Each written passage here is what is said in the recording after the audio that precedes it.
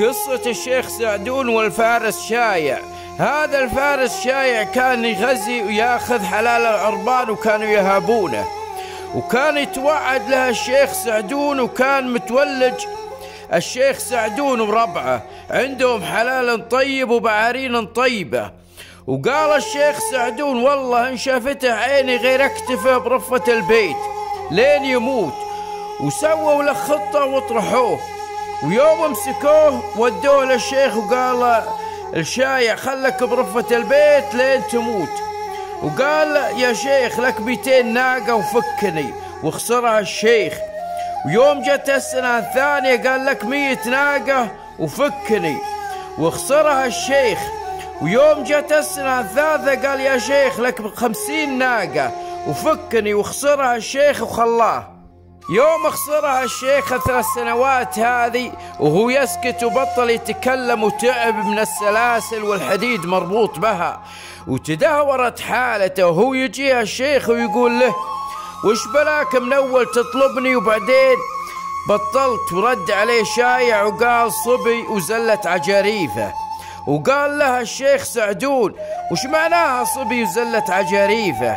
ورد عليه شايع وقال أنا لي ولد صغير ولاعبه ومازحه، وبعض كلامه عرفه وبعض كلامه ما عرفه، والحين الولد كبر وبكيفك لو ما تفكني، والحين عمير صار رجل كان بخير يفكني.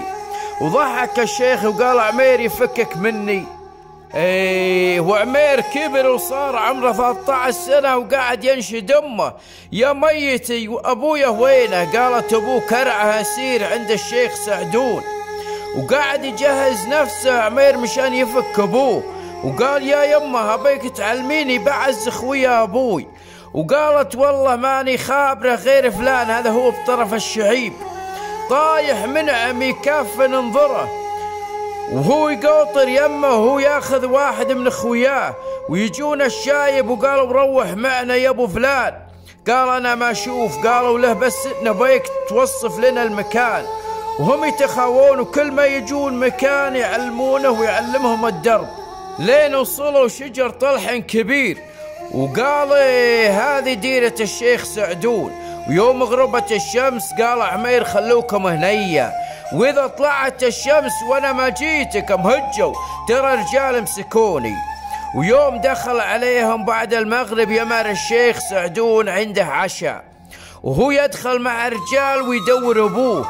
ويوم قلطوا العشاء قال الشيخ سعدون حطوا عشاء شايع، وهو يعرف ابوه ويروح لابوه ويسلم عليه وقال انا ولدك عمير جاي يفكك. وقال وشلون تفكني وانا مربوط بسلاسل؟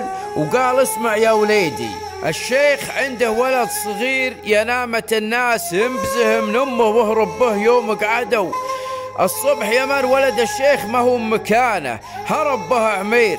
ويمر الشيخ بس قاعد على ناره ويبكي، والاسير شايع مستهل وجهه ويضحك. وقال لها الشيخ انت تضحك وش يضحك؟ وقال انت شايب وتبكي على وغد ولا شفت نفعه. وقال الشيخ هذا ولدي. ورد عليه شايع وقال والله انه بعد اثرى عن الثريا. وقال اكيد عندك خبر به. وقال هذا هو عند ولدي عمير، والحين روحوا واطلبوه من عمير. ارسل رجالك لولدي وان شاء الله ما يقصر معاكم. ويوم جو عمير يساومونه قال عمير ابي 2 من اطيب خيل الشيخ، وابي 100 ناقه واضحه، وابوي يجي سال من غانم. ويوم جو يبون يطلعون من الربعه قال تفرشون زل من بيت الشيخ لين بيتي. وقالوا هذه وشلون سواتها؟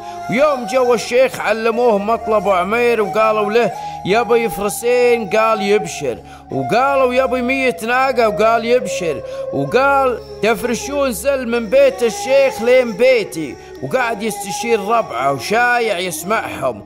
وقال لبسوا حوافر الخيل ولبسوا خفوف البل، وزانت الامور ورجع ابو عمير سال من غانم. الرجال تعجز رجال. وسلامتكم.